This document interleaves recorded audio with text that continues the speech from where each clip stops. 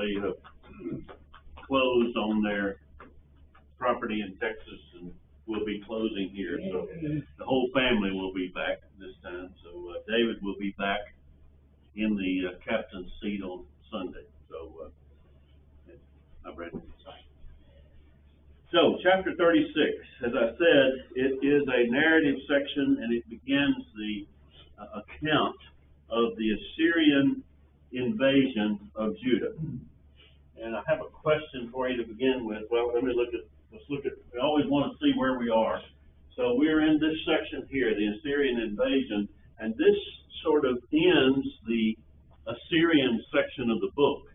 And then the rest of the book is sort of the Babylonian section, I guess, under the looking forward to the God. For that reason, he asked for his help. God. For that reason, he asked for his help. Yep, he asked for God's help. Yeah, there's a lot of good things to be said about Hezekiah, aren't there?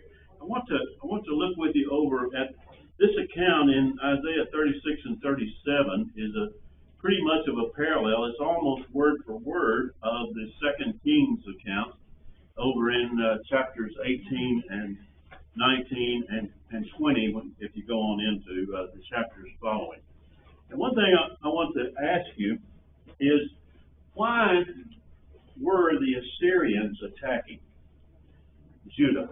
This is about 20 years after the fall of Samaria. So it's been 20 years since the northern kingdom fell, the kingdom of Israel fell, and was carried away into Assyrian captivity. Why were the Assyrians attacking now? He stopped paying tribute. Say what? He stopped paying his tribute. Yeah. Hezekiah, there was a change in leadership in Assyria from the previous king to the current king, Sennacherib. And as Michelle says, Hezekiah quit paying the tribute that his father Ahaz had been paying. If you look over in 2 Kings, in chapter 18 and verse 6, talking about Hezekiah, says, talking about what a good king he was, for he held fast to the Lord. He did not depart from following him, but he kept the commandments of the Lord. And the Lord was with him wherever he went. He prospered. He rebelled against the king of Assyria and would not serve him. So he basically quit paying the tribute that Judah had been sending to Assyria. How long had this been going on, John? You mean how long Has he been paying tribute money? It started during the time of Ahaz, probably about the time that the northern kingdom fell. Ahaz paid off the Assyrians to help him, basically, because he was such an evil king that God brought his neighbors against him. And the Assyrians sort of took the money and said, thank you very much, and really didn't help him very much. But he had continued to pay tribute to them, and Hezekiah decided to stop that. Now, if you're the king and you're going to stop that, what's the risk? They're going to come and get you. They're going to come after you because they want the money, and they believe they're more powerful than you are. So he had to accept that as a risk. And then in verse 9 of 2 Kings 18, it says, in the 4th year of King Hezekiah, which was the 7th year of King Hoshea, son of Israel, Shalmaneser came up against Samaria and besieged it. At the end of 3 years, he took it. And then the king of Assyria carried the Israelites away because they did not obey, and that's not the passage I was looking for.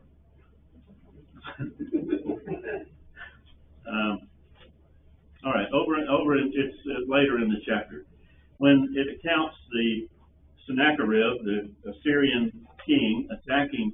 He came up. Verse 13 says, in the 14th year of Hezekiah, he came up against all the fortified cities of Judah and took them. And King Hezekiah, king of Judah, sent to the king of Assyria at Lachish, saying, I've done wrong. Withdraw from me. Whatever you impose on me I will bear. And the king of Assyria required 300 talents of silver and 30 talents of gold. And Hezekiah basically emptied the treasury and stripped the gold out of the temple to send to the Assyrian king. So do you still give him the same grade? Because that was his first action against the invasion of the Assyrians. See, that's why I gave him a minus. That's why you gave him an A minus. So the first thing that he did was he tried to pay him off to leave him alone. And, that didn't work. And so we'll come back to Hezekiah and talk about him a little bit at the end, but I think there are lessons that we can learn from Hezekiah. All right, so let's look at chapter 36 of Isaiah, back in Isaiah. And I want to look at question 1 in our workbook. So question 1 says, who came up against the cities of Judah? We've already talked about that. The Assyrians, and their king was Sennacherib. All right, Sennacherib was the king. And then the question says when? 14th year. Yeah, Isaiah says the 14th year. King says the 14th year. There's a little bit of a difference between that and the secular history of the time. There's some difference in the years. And the writer of our workbook quotes another scholar who theorizes that the 14 is like a typo, we might say. It should be 24. I'm not so sure about that, because that sort of assumes that God would give us something that was in error, and I don't believe he would do that. But there may be a problem, because in this period of time, the kings, Ahaz, for instance, who was Hezekiah's father, Hezekiah was co-reigning with him for a period of time. So the explanation may be just that whether you count it from the time he began reigning with him, or whether you count it from the time that he began reigning on his own. Yes, sir. Looking at, I have to have time frames to be relevant. It means my brain. Okay. So I came up with 2 dates. 722 BC, 701 BC. Yeah. Somewhere in there. Well, 722 is the date that the northern kingdom was taken away. That was when That was the first Samaria fell. As a matter of fact, I put my little timeline back in here again. 722 is here, and that was under Shalmaneser, who was the previous king. And then he was succeeded, or not the previous, but 2 before, and he was succeeded by Sargon.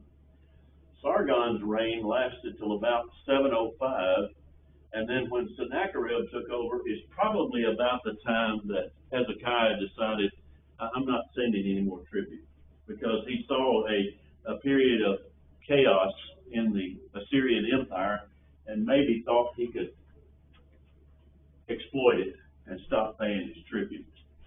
So that by the time Sennacherib comes to attack Jerusalem, it's about 701 BC. But you see back here that Hezekiah and Ahaz had a joint sort of reigning. Ahaz was the king, and Hezekiah was the prince, the king in waiting. It's very common for these kings in the later period to have their successors reign along with them for a period of time. And so that would go back to about 720 something, which may explain part of those years. All right. Also, you notice that Isaiah, as we said before, he's active during this whole time. So he's been active during this whole time, and is active right up through part of the most of the reign of Sennacherib, and most also of the reign of Hezekiah. And Hezekiah, in the kids' timelines, he's always the one with a smiley face, so he's a good king. Whereas his father Ahaz is a frowny face, he's a bad king, not a good king. All right, go back, look at question 2. What did Rabshakeh say about Egypt and Pharaoh as a helper?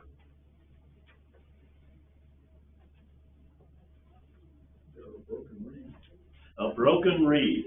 would pierce the hand. Yeah, it pierced the hand. You can get the picture here. If you ever, Mark here's got his stick. If he leans on his stick real hard and it breaks, what happens to his hand? It tends to go down and hit the other end. That doesn't look like it's gonna break, but a reed might.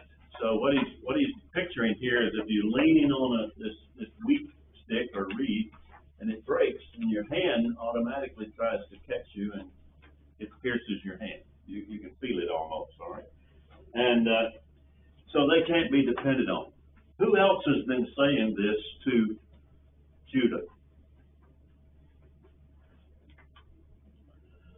Isaiah's been saying that. He's been saying to them, do not depend on Egypt. As a matter of fact, don't depend on any of these nations around you. And his message is, you should be depending on God. And we don't see any indication that Hezekiah is trying to depend on Egypt. And but Egypt is a power. Now this guy here, Rabshakeh, who is he?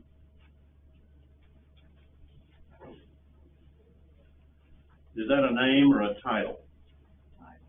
It's a title. Like a governor, isn't he? He's like a chief military officer. We might call him a general.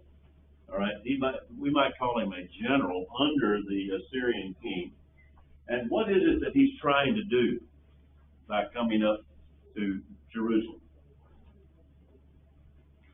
Intimidate. He's trying to convince them to surrender without having to attack the city. Now, the record here and what Isaiah says, and also in 2 Kings, says that he's attacked the fortified cities of Judah and taken them. So it's almost like Jerusalem is just what's left. And as a matter of fact, the Assyrian records claim that the Assyrians took 46 fortified cities before they came to Jerusalem. And there's no reason to doubt that, because what the Bible says is they took all the fortified cities of Judah. And so the Assyrians would have been in control of most of the land. And so Hezekiah and his, whatever's left of the people, are in Jerusalem. And the type of attitude about war then. First was intimidation. Right. Basically, he's throwing out one-liners at him to say, who are you to tell me, for the most part, is what he's saying, you cannot withstand this siege. Yeah, and he's trying to convince them, he's trying to basically break their morale and convince them to give up. And so he's making a series of promises. And look at question 3, that sort of gets into that. Why did Eliakim, Shebna, and Joah ask Rabshakeh to speak in the Syrian language? The others who hear won't get agitated, eh?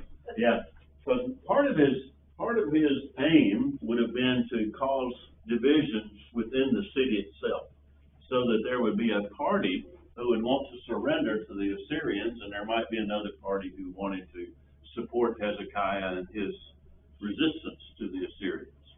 So part of his aim is to create division within the city. And so what they're saying is, speak to us in Aramaic, not in Hebrew. And what he said was, well, these people on the wall need to hear what I'm saying too, because they're in the same stew that you are. They're in the same situation you are. And his argument, if you look at his argument, he basically says, don't depend on Egypt, which Isaiah had already said. Also, don't depend on God. And why does he say that? Or how is he able to say that? He rationalized it because he said, none of the other gods in any of these other countries could help them. Why should think your God's better? Yeah. He said, look at what's happened already.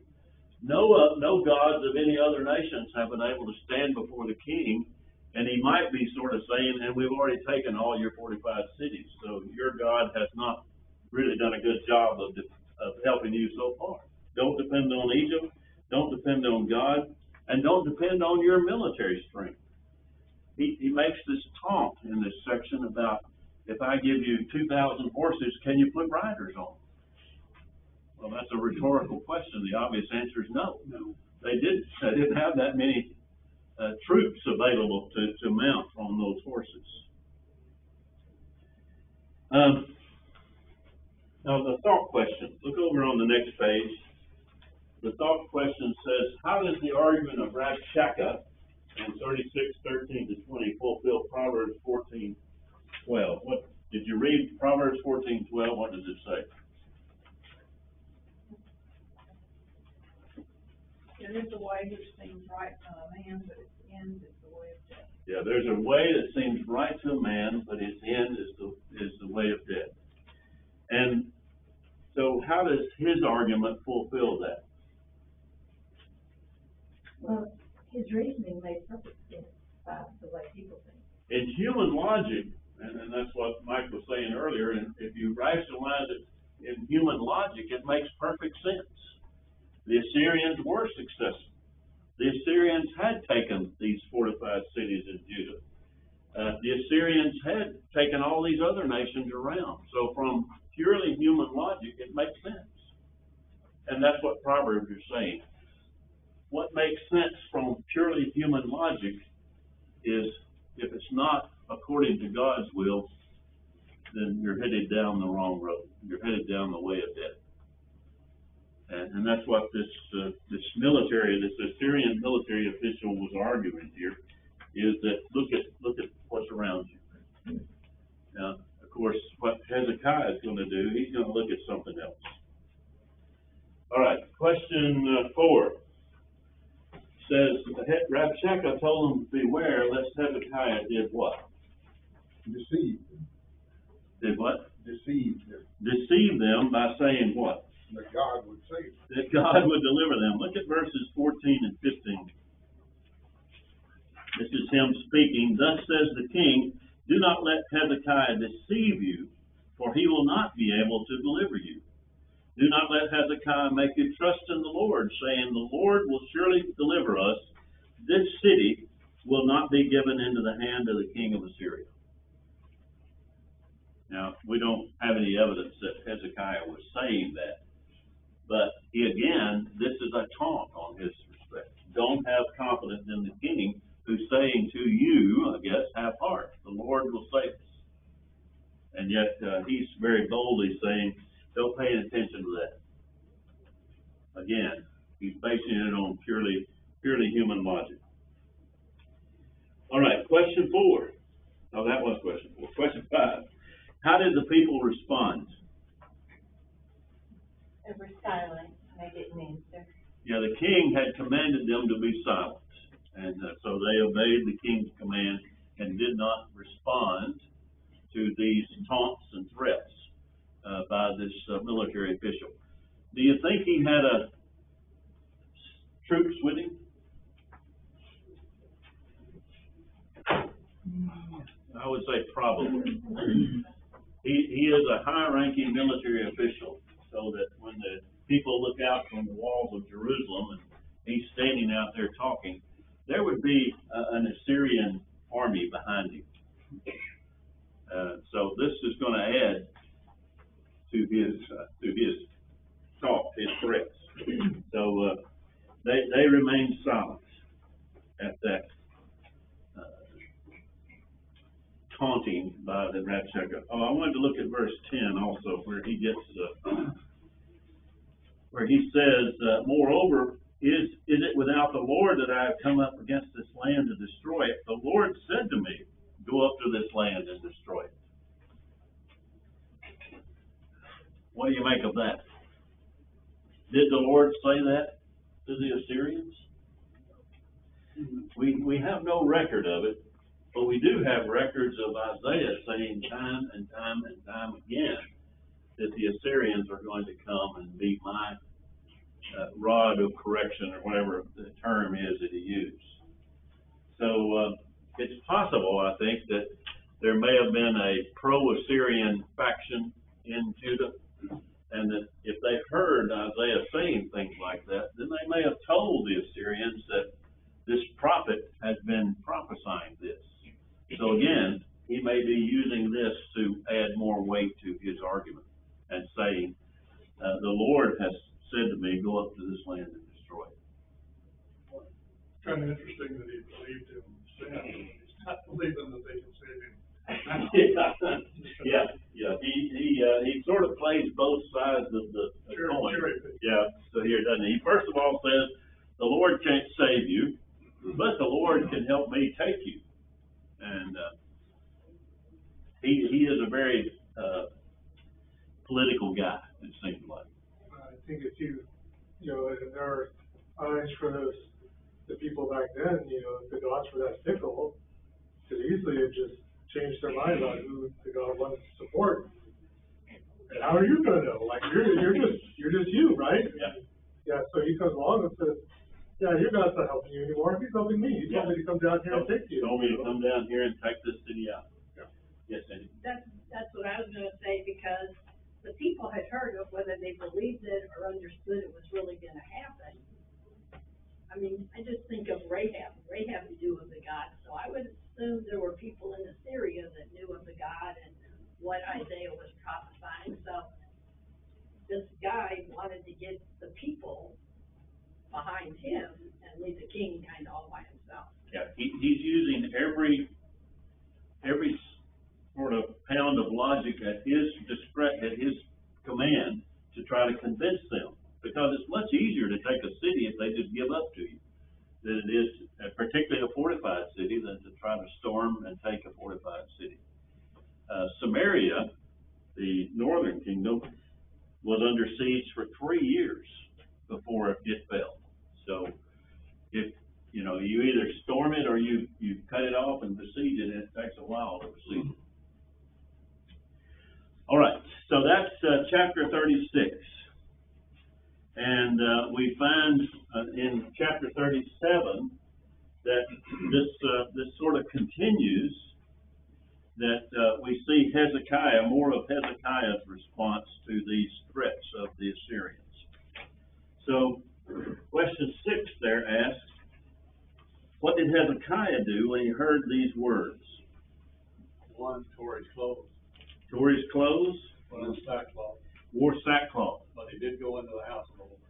Okay, and why would he tear his clothes and wear sackcloth? Cultural thing to do. Humbling himself. Humbling himself, it was a sign of humbling and mourning. So he was deeply upset by what he heard, because from physically, the way it looked is that there was no stopping the Assyrians. And so it looked like that they were going to be taken over by the Assyrians. So that Hezekiah reacted with humility and with mourning. And then, no, that's the next question. Question 7 says, what prophet did he turn to for advice? Isaiah. Yeah. Isaiah had been prophesying for quite a while in Judah at this time, and was well respected as a prophet, although his message wasn't necessarily well respected, but he as a person was well respected. And Hezekiah in particular, I think, heard his message and believed it, and then called for Isaiah, or he sent messengers to Isaiah. He sent some of his assistants to Isaiah. And then the next question, well, that's not the next question, but the next one we're going to look at, Isaiah, what is generally Isaiah's message back to Hezekiah?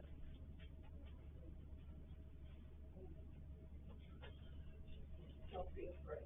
Yeah, that the Lord has heard you, and he's going to defend Jerusalem. And so question 9 said, for whose sake did the Lord say he would save Jerusalem from Sennacherib? His own sake and for his sake. Yeah, it's in verse 35 of chapter 37, where he says, for I will defend this city to save it for my own sake. Now, what does that mean? That God says, I'm going to save it for my own sake. What had the Assyrians basically done? What had this Rabshakeh done in all of his talking?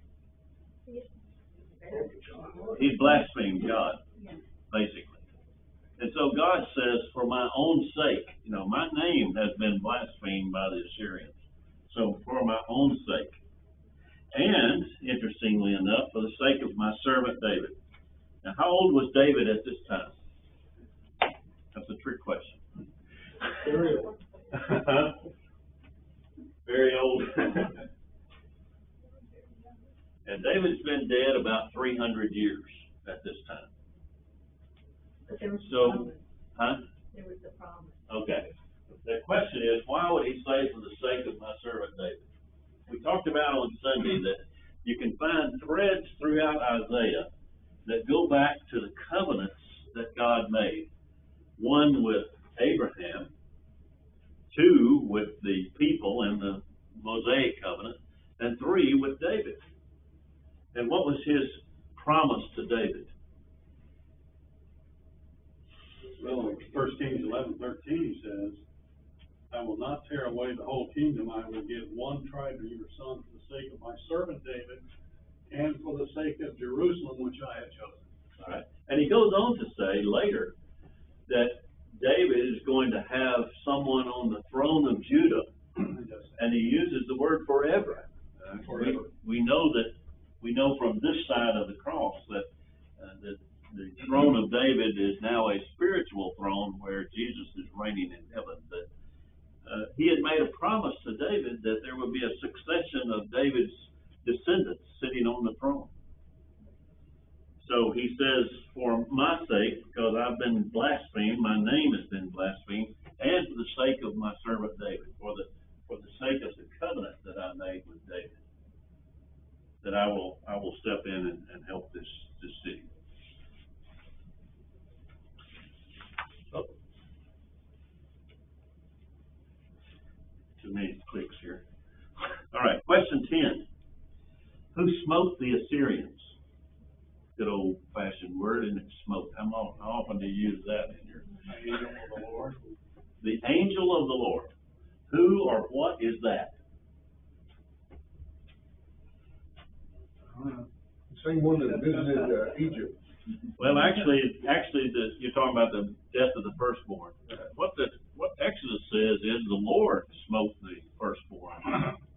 The angel of the Lord is not mentioned in Exodus, but it is mentioned in other places in the Old Testament, or not in that account in Exodus anyway. Interestingly enough, the angel of the Lord appears to people like Hagar when she's escaping from Abraham and Sarah. The angel of the Lord appears to Balaam and his donkey when he's coming to curse the people of Israel. We see the angel of the Lord a number of times throughout the Old Testament, and my opinion is that it is probably a manifestation of God himself. So that when he says the angel of the Lord smote the Assyrians, it was God's direct action against that Assyrian army that was attacking Judah at the time, and even those that were outside the walls of Jerusalem. And then the question goes on to say, how many were killed? 186,000. 185,000. And what happened to Sennacherib? He went home and his sons. Yeah. He lost his army. Basically, he lost his army. And so he returned home. And the account in both Isaiah here and in Kings says that his sons basically assassinated him. But that was about 20 years later. It wasn't an immediate sort of thing, because if you remember from the timeline there, Sennacherib ruled for a long time.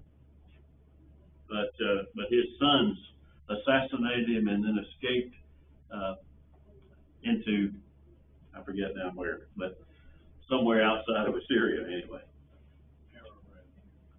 Ararat, yes, that's it. I guess they were looking for the ark. People have been looking for her ever since then. So. All right, so that's pretty much the account of chapters 36 and 37, the Assyrian attack. We talked about why it was, because Hezekiah had quit paying his tribute. Sennacherib came. He was a fairly brand new king at the time. He'd only been reigning for 3 or 4 years.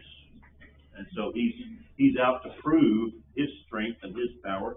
So he comes and attacks Jerusalem.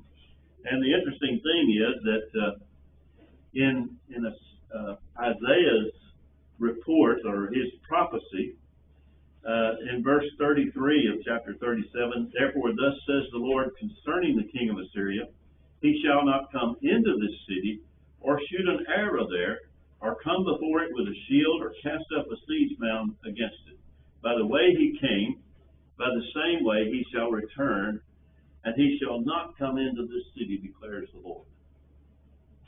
So the Lord says, basically, there will be no attack on Jerusalem, not even shooting an arrow over the wall. Because once he had basically destroyed the Assyrian army, then Sennacherib and whatever was left had to go back into Assyria. All right, so my question for you is, what good things did Hezekiah do when he and his nation were under threat? He prayed. He prayed. Okay.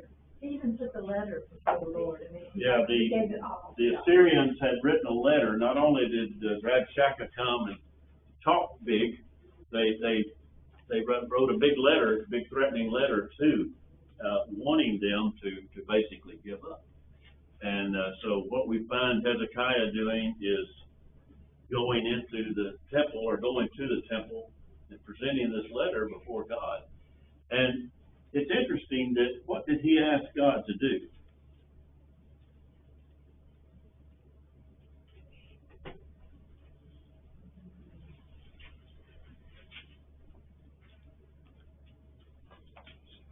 Verse 20 says, deliver us all from the hand of all the kingdoms of the earth. Yeah. When we have a problem sometimes, what is it that we want to see done? That's not a very good way to say it. You'll see the problem eliminated. Yeah, we want our problem eliminated, but we want to know how, and we want to recommend to God a lot of times how he should do that. Don't we? No. No? Then you're different from a lot of other people. But Hezekiah's prayer was, he put this before God and basically put it in God's hands. But So- to give God the glory too, because he said, that they may know that you alone are the God's Lord. Yes, that they may know that you are the Lord. They already knew that the Hebrews had a God, and they knew something about him, but they didn't have a very much respect for him. They regarded him just as another God like all the other gods of the nations that they had conquered. But Hezekiah presented this before God and asked God to deliver, and didn't prescribe how that deliverance was going to take place. And God's answer was what? 185,000 dead Assyrians. Do you think Hezekiah pictured that in his mind? Yeah, I sort of doubt it. You know, I can almost see hearing, thinking, well, God's going to protect the city. They're going to attack us, and we're going to hold out here, and God's going to help us. But God's answer was probably better and stronger than Hezekiah ever anticipated. So he just put it in God's hands and depended on God. That's kind of how it works with everything, though. I mean, the way we, think things should go is all, very, very simple and very little. Yeah. And that's it. No. You're getting into my application. Oh, sorry. here. We want to see what we can learn from Hezekiah, both good and bad. What are some not so good things that Hezekiah did? Try to follow his way first. Yeah, he tried to buy his way out first. It seems like that was the first thing. And we sort of do that too sometimes, don't we? So, what can we learn, since Clay's already started, what can we learn about the example of Hezekiah and in these two chapters in Isaiah and the chapters in 2 Kings? What can we learn? Wait on the Lord. Wait on the Lord. Easy or hard to do? Simple money. Waiting on it in itself is not easy, is it? And not pulling it back, once you give it to God, not hard. Don't pull it back. Once you give it to God, don't bring it back, because oftentimes we get impatient waiting, and we say, well, I'm gonna do this. Probably God will help me do this, or something like that. Or Yes, does sir. God need a little help from me? Yeah, God needs my help, yeah. Did you? Kind of along with all that too is realizing when the threats outside, where they're actually directed. They're not directed at you, they're directed at God. And how much of what we see out there is people, they not say it like he does here in this story, but they're insulting God. Yes. They're blaspheming God. And when you realize that that's who they're against, then you can give it to God and be like, you know, look at what these people are doing. They are defacing your name. They are, you know, saying lies about you. You know, you do something about it. Yeah. You defend it. And oftentimes we're demanding enough to say, you do something and do it pretty quick. Yeah. Do it now. That's not waiting on God. All right? And what else can we learn from Hezekiah? The not so good part of Hezekiah. The Lord is our first resort, not our last resort. Okay. Yeah. And he tries to take care of it himself. Our own strength and resources are not necessarily the first thing that we should do. If we're going to God with something, give it to God and let Him work. His timing may not work with you, but the results will be better than you probably ever thought, just as it was in this case. All right, like I said, David will be back on Sunday, Lord willing, and we'll cover chapter 15. Lesson 15, chapters 38 and 39, which continue the sort of narrative part, and then beginning in verse 40, we get back into the poetic part of Isaiah's promise. All right, so I've said everything I wanted to say. Does anybody else want to say anything before we dismiss? Just a question on 22, or after 37:22. 37:22. Thus saith the Lord, the God of Israel, because you have prayed to me, which I guess he's talking to Hezekiah. And then after that, concerning him, which I'm assuming that's Sennacherib. The hymn, I think the hymn there in verse 22 is the Syrian king. Right.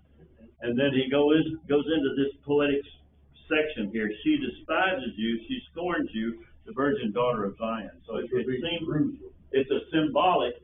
He's symbolizing Jerusalem as a virgin woman, and he's saying to them that she wags her head behind you.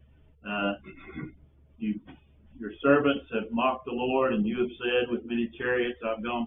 And so it's a poetic response that Isaiah gives to Hezekiah that symbolizes Jerusalem as this virgin woman, and she is taunting and defeating the Assyrians. She's laughing at Sennacherib. Sennacherib and the Assyrians. So, again, I told you Sunday, I'm not very good at poetry. My judge is if it rhymes, it's poetry. But Hebrew poetry is much different, much different than that. And so, does that answer your question? Well, I thought you just kind of jumped from one to the other. Well, and that again is the nature of poetry. When Isaiah starts speaking, and when you have these big spaces in your Bible, that's Isaiah speaking in very poetic language. All right. Anything else? Be quiet in the halls. We'll see you Sunday.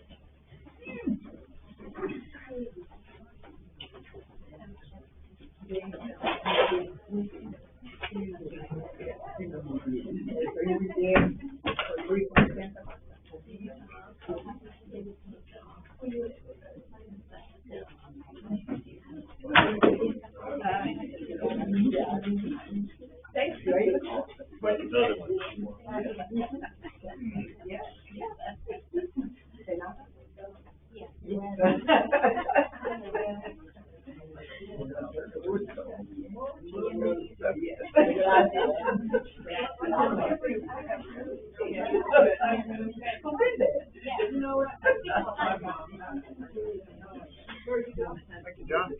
Next week.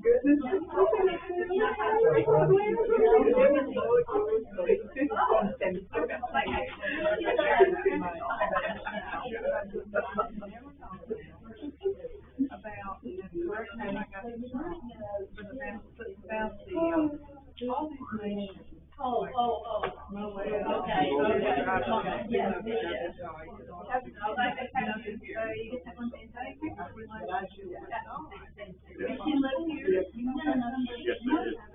And I would never thought about that, because I think about, okay, when they go into the common plan, they can only see. But they were nice.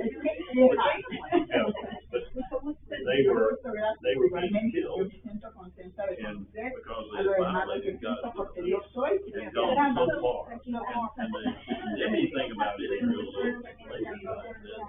You become just like the people that are.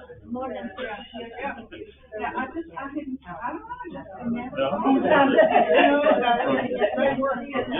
Genesis 12, Old Testament, is pretty much focused. But there were a lot of other people. I'm glad you got her safe. I believe that the patriarchal law, like Melchizedek, people like that. Yeah, I still think to do that. But it's only one. And so therefore, they were responsible to God, Yeah, too, because they did have a law, not the people that were. Yeah. Don't do that. You know what that's a gun in my mind. I go home, Okay. and I was there, You can tell them. Don't make it too late. well, no, it won't be my favorite. And they would be doing this, they don't know about. Gotcha. Okay, yeah, we'll have to put it on that too. Yeah. Okay. And just for, just let me know, and then I can get it out there, but there are women that were. Yes, yes, That need yes, to know. yes, yes, yes, yes. Okay, And yeah. I think the one felt that she was being slighted. And I need, no, I don't, No, okay. it's No. just, I'm just saying. No, to that's you. good. I may, yeah, 'cause we haven't done very many sending it to you. No, Okay, right, this isn't a new, it's just, no. and that this time was the first time I'd actually gotten kind of called up the carpet, that, where was this in the email? Because they thought you were the responsible. Yeah, so now, You need to share it, yeah, you brought that up. and so when I responded back to one of them, I said, listen, you need to